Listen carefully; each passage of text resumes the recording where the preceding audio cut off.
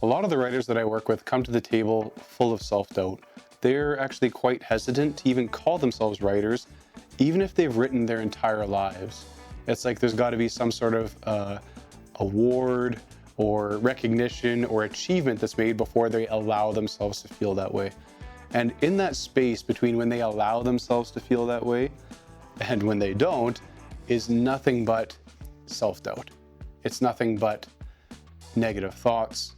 But until we win that award or receive that recognition, writing can feel very tough, and we can feel terrible about ourselves in the process.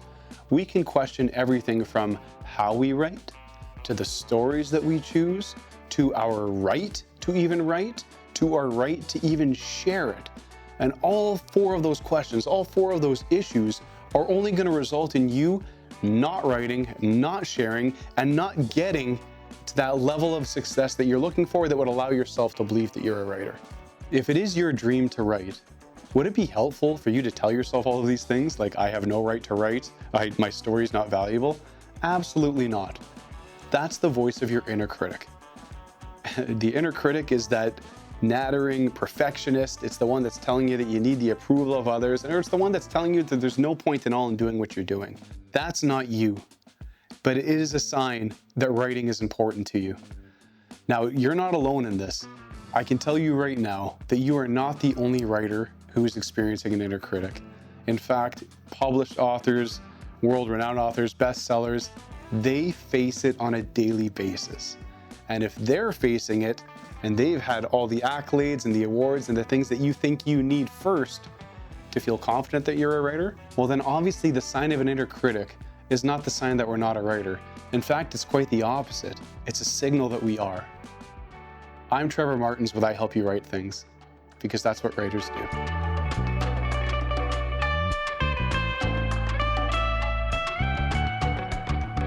The inner critic is not a sign that you're not a writer. It's just a sign that writing is important to you. And that can be a really quick reframe, because I think for some of us, we hear the inner critic and we think that's me. And I'm cutting myself down and I know what's best and therefore I'm not gonna write. I would suggest that we get to look at that inner critic like maybe a part of us, maybe something else entirely. It doesn't really matter. But know that its voice is not the truth. Its voice is an idea. It's a story that's being told to you. And you're a writer, and so you can choose the story that you want to believe. The problem really arises when we don't realize that we have a choice. When that inner critic becomes the sole voice, it kind of puts both its hands on our steering wheel and it starts driving the ship, and we live our lives as if those worries and doubts are true. The truth is that we have a choice about what we believe. And if you feel a calling to write, if you get apprehensive when it comes to writing and sharing your work with others, that means that writing matters to you. And that, and only that, is the determinant, is if you're a writer. Now, this is easier said than done. I know that we still have to listen to that voice in our head and it's like, Trev, what do I do with all these thoughts are running around? Well, first off, one, recognize that they are separate. And then two, remind yourself of why they're showing up. It's because something matters. It's because you have that dream. And once you've given yourself that permission, well, then you can move forward and start to act like the writer that you are. So how do we act like a writer? That's a great question. Writers write. You notice how that inner critic and everything it was saying was doing anything it could to keep you from writing? Again, is it trying to protect you? I don't know. What I do know for sure is that if we listen to it, we never will write, and therefore we won't be a writer. So let's figure out how to write. What's the shift that we need to make? So how do we make a shift here? How do we get away from that inner critic?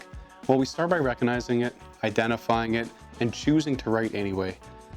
We can't control that inner critic's voice. All we can control is what we choose to do in spite of it. But there's actually a lot of things we can't control as writers. And that's a really good thing, because then we don't have the responsibility.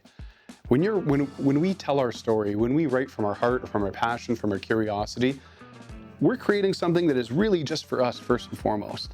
After that, we have no control over whether a reader's going to resonate with it, whether they're going to enjoy it. We can't control whether the cultural climate at the time or the political climate at the time is going to be receptive of the ideas in our story. We can't control what genres are hot. We can't control what a publishing house is going to choose and what they're not going to choose. There are so many things that are completely out of our control.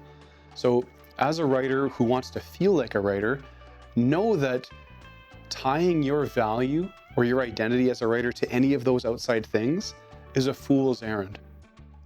And it's exactly what the critic wants you to do, because you can never control them. And therefore you'll never feel like a writer, therefore you'll never write. But every single one of those, the publishers, the agents, the readers, the sales, all completely out of your control. And anything in the world at any time can shift and make that part of your goal impossible. That's why the only thing that we can focus on is creating the best work that we can. Start to ask better questions. Don't ask whether or not you deserve to be a writer or whether or not this story has value. Ask, what would be exciting to write today? What would I love to explore? What would I like to create? What would be an interesting twist that I can throw in this piece that I'm writing? You should enjoy the process, because why not? And the benefit of this is, 1, you're only writing for you. It's completely in your control. 2, it makes it completely enjoyable. You're gonna love what you're doing, regardless of what happens outside after. You're part of the creative experience, and you know how valuable that is. 3, it's sustainable. This is how writers keep going back to the table. They can't get back there if they're worrying if someone's gonna like this work, or if this agent's gonna pick it up, or what the critics are gonna say. You go back to your table because you love to do it, and because every time you sit down, you get to create and express something new and unique to you. You get to put something revolutionary into the world. But you can only do that if you sit down and write the story that's important and meaningful to you. Here's a quick extra mindset shift for you. Whatever you focus on, you create in your life. If you're going to choose to focus on that inner critic, you're going to be creating more doubt, more worry, more anxiety. If you choose to focus on what you enjoy about writing, what you want to express and write, that's what you're gonna start to create. That's what you're gonna start to notice in the shower or when you're driving to work. What you shine your light of consciousness on grows.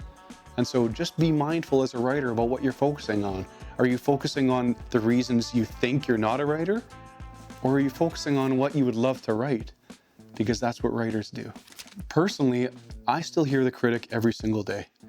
And I don't want to give you the impression that once you've recognized it and got past it once, it's never going to show up, because it's completely untrue.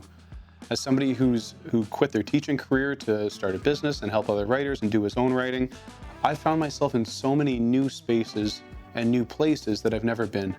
And I can tell you that in every single one, it's like a new inner critic shows up. Because there's a new uncertainty, there's something I don't know, and so doubt floods in, because what am I doing? I'm following my dreams. It's to be expected. And so for any of you who want to write and write consistently, just know that this is the war of art, as Pressfield would say. This is our battle with resistance. We need to just show up, sit down at the table, open our minds and hearts, and write what we want to write in spite of our inner critic. But now in my life, when that inner critic shows up, I try and recognize it as quick as possible. I don't always. Sometimes I get frustrated, I beat myself up, and then I realize, oh, look at that. I'm listening to my inner critic, and that's totally normal. Our struggle with the inner critic will continue for as long as we are chasing our dreams in this life. It's like that physics law. For every action, there's an equal and opposite reaction. The bigger the dream, the bigger the resistance. And so for myself now going forward, I try and recognize that critic and then pat myself on the back, because I know I'm going somewhere new and I know that it matters. And that's a story you can tell yourself with your own writing career.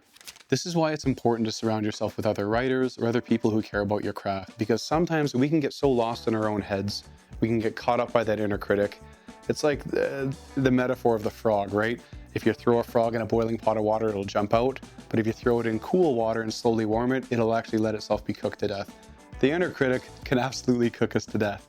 So you can find your tribe, find your people, but if you're looking for another source of help, I've got a free newsletter. It's called the Right Things newsletter, and you can sign up for it below.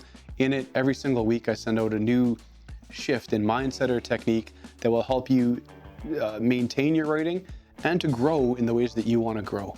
Until then, I hope you keep writing, and I'm wishing you and your stories all the best.